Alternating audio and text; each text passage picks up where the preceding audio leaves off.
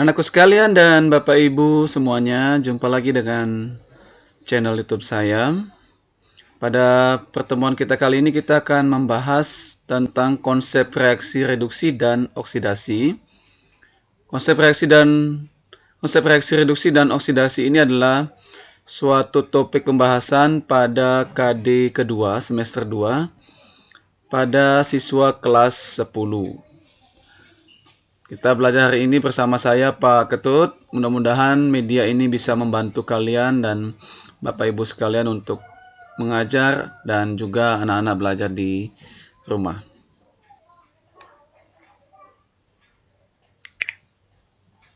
Bantu tekan subscribe untuk mendukung kemajuan channel ini. Baik anak-anak sekalian, yang menjadi tujuan pembelajaran kita hari ini adalah yang pertama, anak-anak diminta untuk mampu mengidentifikasi perkembangan konsep reaksi reduksi oksidasi ditinjau dari keterlibatan elektron, transfer elektron, dan perubahan bilangan oksidasi. Jadi ada 3 konsep ya anak-anak ya. Kemudian yang kedua adalah mengidentifikasi zat yang bertindak sebagai oksidator ataupun sebagai reduktor. Kita punya 2 tujuan pembelajaran hari ini. Kemudian kita akan masuk pada pembahasan kita hari ini, yaitu tentang konsep reaksi reduksi dan oksidasi. Anak-anak sekalian, mungkin adik-adik sudah pernah melihat ketika suatu besi atau logam yang mudah berkarat, mungkin kita akan bertanya kenapa sebuah besi itu sangat mudah berkarat. Contohnya ini adalah sebuah jembatan yang ketika dia kena air laut, kemudian menjadi berkarat. Mengapa sebuah besi atau jembatan besi, jika dibiarkan tanpa perlindungan lama, maka akan menjadi atau terbentuk suatu bintik-bintik merah pada permukaannya. Seperti ini ya. Jadi akan terbentuk suatu bintik-bintik merah yang kita sebut dengan karat. Nah, alasannya adalah jembatan besi mengalami suatu karat karena logam tersebut mengikat oksigen dari udara dan mengikat air. Reaksi oksigen dengan logam besi ditambah dengan adanya air akan menyebabkan terbentuknya sebuah oksida atau yang kita sebut dengan karat tadi. Semakin lama terbentuk oksida yang semakin banyak, maka besi yang ada semakin menipis. Terjadinya reaksi oksigen dengan logam membentuk oksida, inilah yang disebut dengan reaksi oksidasi. Nah, pada mulanya konsep reaksi oksidasi hanya sesederhana ini ya. Namun dalam perkembangan zaman dan kemajuan ilmu dalam bidang kimia, maka konsep reaksi reduksi dan oksidasi semakin berkembang. Nah, kita akan mulai bahas. Ada 3 konsep reaksi reduksi dan oksidasi. Yang pertama adalah konsep reaksi redoks berdasarkan keterlibatan atom oksigen. Seperti apa pengertiannya? Reaksi oksidasi adalah reaksi pengikatan oksigen oleh suatu unsur. Nah, konsepnya seperti itu anak-anak ya. Karena dia mengikat sebuah oksigen atau lebih, maka otomatis atom oksigen pada senyawa itu menjadi bertambah. Kita bilangnya penambahan atom oksigen. Contoh reaksi oksidasi. Nah, tadi ketika saya memulai pembelajaran, saya sudah menjelaskan tentang perkaratan logam besi. Pada perkaratan besi, terjadi reaksi antara logam besi dengan oksigen di udara. Menurut reaksi, yaitu besi atau Fe mengalami oksidasi karena mengikat oksigen berubah menjadi Fe2O3. Reaksinya seperti ini ya. Jadi kita katakan bahwa besi atau Fe ini mengalami sebuah reaksi yang disebut dengan oksidasi karena mengikat oksigen menjadi Fe2O3. Nah, prosesnya seperti ini. Misalnya kita punya paku, kita diamkan. Dia akan mengalami sebuah oksidasi karena menangkap oksigen. Kemudian terbentuklah oksida. Oksidanya yang terbentuk Fe2O3 ini akan terlepas dari permukaan besi. Menyebabkan besi yang ada ini semakin menipis. Sehingga besinya semakin rapuh. Contoh yang kedua adalah pembakaran bahan bakar, misalnya gas metana, minyak tanah, LPG, atau solar. Anak-anak, kalau misalnya kita memiliki LPG, salah satu kandungan dari gas LPG itu adalah gas metana. Di dalamnya memang tidak hanya terdapat gas metana, masih ada gas butana dan gas yang lain. Karenanya adanya oksigen menyebabkan CH4 akan mengalami oksidasi, yaitu menangkap oksigen, kemudian dibakar, menghasilkan gas CO2 dan 2H2O. Kita lihat animasinya seperti ini. Jadi kalau kalian misalnya punya kompor gas, kita kasih nyala, akan keluar api, maka pembakaran yang terjadi adalah gas metan yang dibakar oleh oksigen atau dioksidasi oleh oksigen, akan menghasilkan api, kemudian senyawa yang dihasilkan adalah karbon dioksida dan H2O. Nah, ini adalah contoh reaksi oksidasi. Bagaimana konsep reaksi reduksi menurut penerimaan dan pelepasan oksigen? Reaksi reduksi adalah peristiwa pelepasan oksigen dari suatu zat. Oksigennya dilepas. Karena dia melepas oksigen, maka jumlah atom oksigennya menjadi berkurang. Contoh reaksinya adalah proses pengolahan besi melalui proses tanur tinggi menjadi besi, atau biji besi Fe2O3 digunakan kemudian ditambahkan dengan karbon monoksida atau CO menjadi Fe atau besi. Kita lihat di sini Fe2O3 mengandung 3 oksigen ya. Kemudian ketika diproses melalui proses tanur tinggi, dia menjadi senyawa atau unsur Fe. Oksigennya sudah dilepas. Ini yang disebut dengan proses dari Fe2O3 menjadi Fe. Ini adalah suatu proses reduksi. Nah, kalau kita lihat animasinya seperti ini. Kemudian untuk konsep yang kedua, yaitu konsep reaksi redoks berdasarkan transfer elektron. Reaksi oksidasi adalah reaksi pelepasan elektron dan reaksi reduksi adalah reaksi penerimaan elektron. Nah, kita perlu memahami bahwa reaksi reduksi dan reaksi oksidasi selalu terjadi bersama-sama. Artinya ada zat yang melepas elektron atau mengalami oksidasi dan ada zat yang menerima elektron disebut atau mengalami reaksi reduksi. Oleh karena itu, reaksi reduksi dan reaksi oksidasi biasanya digabung menjadi reaksi reduksi oksidasi atau disebut dengan reaksi redoks. Nah, kenapa kalau misalnya dalam kita membahas reaksi reduksi oksidasi, kita tidak bisa memisahkan reaksi reduksi lain, reaksi oksidasi lain, tetapi menjadi suatu kesatuan yang disebut dengan reaksi reduksi oksidasi atau reaksi redoks. Ya, secara umum reaksi redoks berdasarkan transfer elektron dapat digambarkan sebagai berikut ya. Nah, di sini ada unsur A, kemudian mengalami oksidasi, kemudian menjadi biloxnya positif atau bilangan oksidasinya positif dengan melepas elektron. Jadi kalau elektronnya ada di sebelah kanan itu, E ini artinya elektron ya, dan ada di sebelah kanan, itu artinya dia mengalami oksidasi. Sementara proses reduksinya adalah kebalikan dari oksidasi tadi.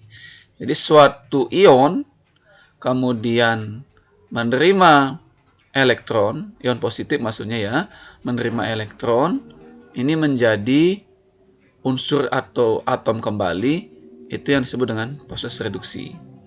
Ya. Jadi yang perlu kita perhatikan dalam proses ini adalah bagaimana dia melepas dan menerima elektron. Kalau dia melepas elektron, elektronnya ada di sebelah kanan tanda panah, itu disebut dengan oksidasi. Kalau misalnya unsur atau ion tersebut menerima elektron dan elektronnya berada di sebelah kiri tanda panah, itu artinya adalah terjadi proses reduksi. Kita coba lihat contohnya. Kita akan kembali contoh yang tadi ya, yaitu reaksi perkaratan besi. Dapat dijelaskan sebagai berikut. Ketika kita memiliki unsur Fe atau besi, akan mengalami oksidasi menjadi ion Fe3+ dengan melepas 3 elektron.